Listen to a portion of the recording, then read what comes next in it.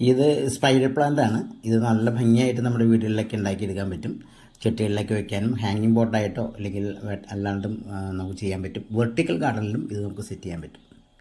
അപ്പോൾ ഇങ്ങനെ പച്ച നിറത്തിലാണ് ഇതിൻ്റെ ഇല വരിക. സൈഡിലെല്ലാം ഒരു ബോർഡർ ഉണ്ടാവും. മനോഹരമാണ് ഇതിൻ്റെ ലീഫിനൊക്കെ. അത് ഇത്തിരി വെയിലത്ത് വെച്ചതിൻ്റെയാണ് ഈ ചെടി മാത്രം ഇങ്ങനെ ഒത്തിരി ഉണങ്ങി ക്ഷീണിച്ച് പോയത്. ഇതിനൊരു പ്രത്യേകത ഉള്ളത്, ഇത് നന്നായി പൂക്കും. പൂത്ത് കഴിഞ്ഞൊരു വെള്ള പൂവാണ്. മനോഹരമായ പൂവൊന്നുമില്ലെങ്കിലും ആ പൂത്ത് കഴിഞ്ഞാൽ ഉടനെ ഇങ്ങനെ തൈകളായി വരും. ആ കൊലകളിലെല്ലാം ഇങ്ങനത്തെ കുഞ്ഞു കുഞ്ഞു തൈകൾ വരും. ഇത് നമുക്ക് തൈകളാക്കി എടുക്കുന്നതിന്, പ്രൊപ്പഗേഷൻ നടത്തുന്നതിന് ഏറ്റവും നല്ല ഒരു സംഭവമാണ്.